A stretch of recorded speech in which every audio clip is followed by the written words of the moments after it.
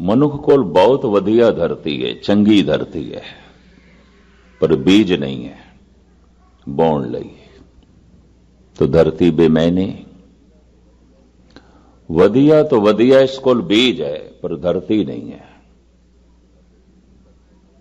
तो हथेली ते सरसों थोड़ी जमदी है, सिर्फ कहानियां ही ने भी हथेली ते सरसों जमा दी, हथेली ते नहीं जमदी होंदी। बीज नूं फल तक अपनण लई जमीन चाहीदी है, बीज नूं फल तक पहुंचण लई जमीन चाहिदी है, धरती चाहिदी है। जैसे बिन हर हर जिमी नहीं बोईए, सूत बिना कैसे मणि परोईए, कुंडी बिन क्या गंठ चढ़ाइए, साधु बिन तैसे अवगत जाइए, जैसे मात पिता बिन बाल न होई, बिंब बिना कैसे कपड़े धोई। पिता तो बिना कोई मां नहीं हो सकती, और मां तो बिना कोई पिता नहीं हो सकता किसी बच्चे का। भगत कबीर। जैसे मात पिता बिन बाल न होई, बिंब बिना कैसे कपड़े धोई। साबण है और अच्छे तो अच्छे वाशिंग पाउडर होवन, पर पानी नहीं है, बिंब पानी। तो भाई साहब जी कहते ने साबण बेमैने। कबीर, कपड़े की मैल किस तरह निकलेगी। ये चंद मैं थोड़े सामने उदाहरण रखे ने, और ये उदाहरण न्याय शास्त्र दे करता गौतम ने दिते ने। कहंदे जिथे तक मैं संसार विच देखदा, एक वस्तु दूसरे दे आसरे ते खड़ी है, वो आसरा उस कोल खो लईए, वो कम करनों रह जाती है, नहीं कर सकेगी, खो जाएगी, मिट जाएगी। चाहे सूक्ष्म जगत है, चाहे अस्थूल जगत है, एक दूजे दे आसरे नाल चल रहे। इस दी इन्हां ही दलीलां नूं पकड़ के कुछ एक ने कह दिता, शायद फिर परमात्मा नूं भी आसरे दी लोड़ है। तो पता उन्होंने की आख्या, नास्तिक लोगों ने, चलो परमात्मा नूं करता मन लैंदे आ, कारण नहीं है, वो कारण नहीं है।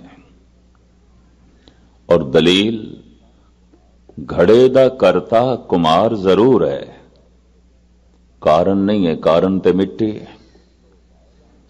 फिर नमितो उपादान कारण, चलो मिट्टी भी होवे तां भी कुमार नहीं बना सकता, घुमदा होया चक चाहिदा है, सोटा चाहिदा जिस नाल चक घुमदा है ते घड़े बनदे ने। करता मन लैंदे आ गहणियां दा सुनार नूं, पर कारण नहीं है, कारण ते सोना है। और ना होवे सोना तो किस तरह बनाएगा। तो चलो सोना भी होवे, कारण भी होवे, तां भी नहीं बना सकेगा अगर औजार नहीं ने, निमित्त उपादान कारण नहीं है। संसार दी इस ढंग दी व्याख्या करदियां करदियां ये विचार परमात्मा तक पहुंचे, और आप सुन के हैरान होवोगे।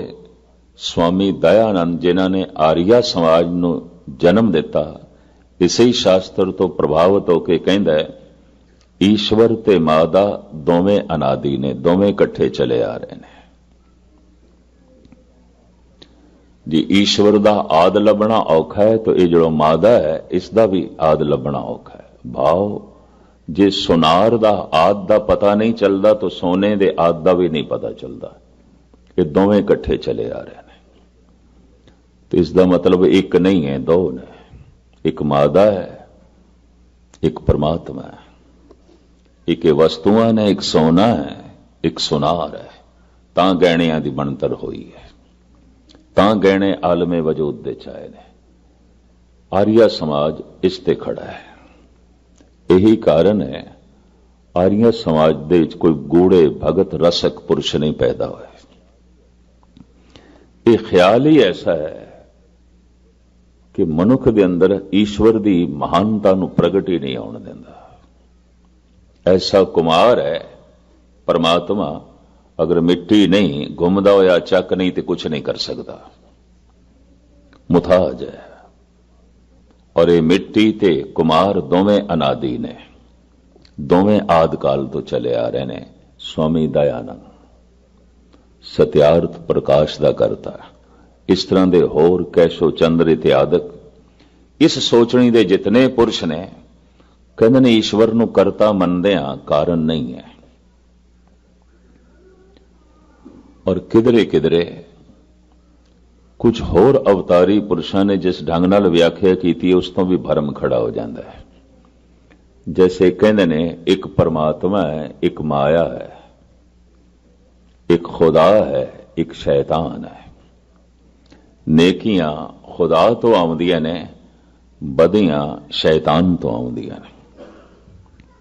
सारे गुण खुदा तो आउंदे ने, सारे अवगुण शैतान तो आउंदे ने।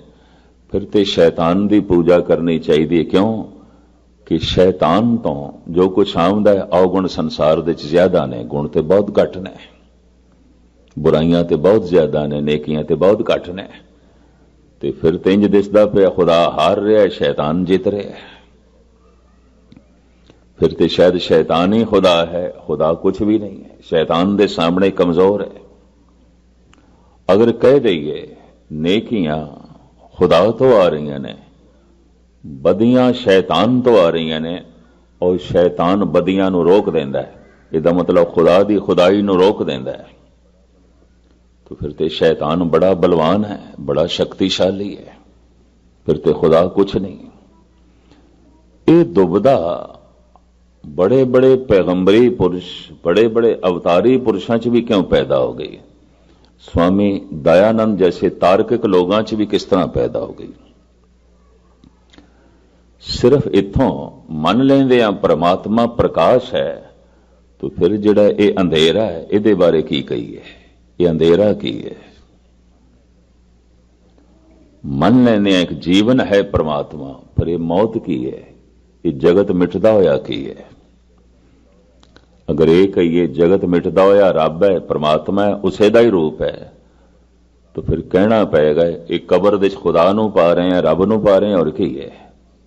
ये अर्थी जला रहे हैं परमात्मा दी। मर गया परमात्मा, उन्होंने मोंडे ते चुक के ले जा रहे हैं। कोई सूरज मिट रहा है, कोई चंद्रमा मिट रहा है, किधरे धरती मिट रही है। इस मिटदे हुए तो घबरा के कुछ एक ने कह दिता शायद जीवन परमात्मा है, मौत शैतान है, माया है। नेकियां ईश्वर तो आ रही ने, बदियां माया करके ने, शैतान करके ने। इस तरीके नाल अगर नाप तोल करना हो तो बदियां ज्यादा ने, नेकियां बहुत घट ने, अंधेरा बहुत ज्यादा है, रोशनी बहुत घट है। अद्धी जमीन ते तेज समझ लो अंधेरा रहिंदा ही है, एक पासे रात एक पासे दिन, पर जमीन दे थल्ले भी अंधेरा है। सागर दी गोद दे च भी अंधेरा है, थल्ले चले जाओ तो अंधेरा ही अंधेरा है। और की है? अंधेरा तो बहुत ज्यादा है, रोशनी तो बहुत घट है। तो जे गुणा नूं नापोगे तोलोगे तो गुण बहुत घट ने, बहुत घट ने, अवगुण बहुत ज्यादा ने, व्यापक ने, बड़े प्रबल ने। तो फिर किस तरह कहिए ईश्वर कमजोर है? महात्मा बुद्ध जैसे ने अपने चचेरे बिराई नूं साफ उपदेश देंदियां कह दिता सी आनंद नूं, बहुत वड्डी भीड़ दे कोई चंगे मनुख नहीं आउंदे, और चंगे मनुखां दी कोई भीड़ नहीं आउंदी। सूत्र इस नूं कहंदे ने, दो शब्दां विच बहुत वड्डी गल कह देनी। आनंद भीड़ तो मुतासर ना होवी, बहुत वड्डी भीड़ दे कोई चंगे मनुख नहीं आउंदे, पेड़ा चाल आउंदी है। और चंगे मनुखां दी कोई भीड़ नहीं आउंदी, भाव थोड़े होंदे ने, बहुत थोड़े होंदे ने।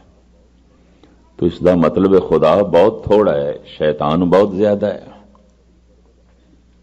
माया बड़ी प्रबल है, ईश्वर बहुत छोटा है। हिम्मत की है गुरु नानक गुरु गोबिंद सिंह जी ने। आप कहते नहीं सब कुछ उसे तो ही है, करन कारण प्रभ एक है, दूसर नाहिन को है। वो करता भी है, वो कारण भी है। रोशनी भी उसे तो आउंदी है, ਅੰਧੇਰਾ ਵੀ ਉਸੇ ਤੋਂ ਆਉਂਦਾ ਹੈ, ਤੰਦਰੁਸਤੀ ਵੀ ਉਸੇ ਤੋਂ ਆਉਂਦੀ ਹੈ, ਬਣੀ ਹੋਈ ਮਰਿਆਦਾ ਦੇ ਮੁਤਾਬਕ ਬਿਮਾਰੀ ਵੀ ਉਸੇ ਤੋਂ ਹੀ ਆਉਂਦੀ ਹੈ, ਜੀਵਨ ਵੀ ਉਸੇ ਤੋਂ ਆਉਂਦਾ ਹੈ, ਮੌਤ ਵੀ ਉਸੇ ਤੋਂ ਆਉਂਦੀ ਹੈ। ਕਿਉਂ? ਉਹ ਕ੍ਰਿਤ ਨਹੀਂ ਹੈ, ਸਭ ਕੁਛ ਦਾ ਕਰਤਾ ਹੈ। ਜੋ ਕੁਛ ਵੀ ਜਗਤ ਦੇ ਵਿੱਚ ਦਿਖਾਈ ਦੇ ਰਿਹਾ ਹੋ ਰਿਹਾ ਹੈ, ਸਭ ਉਸੇ ਤੋਂ। ਸਭ ਕੋ ਕਾਲ सबन को करता, रोग सोग दो खन को हरता। इतनी समझ आंदियां मनुख दा करतापन मिट जाता है और मनुख परमात्मा का रूप हो जाता है। अगर इतनी समझ आ जाए, अपने आप को हटा लवे मैं करता नहीं,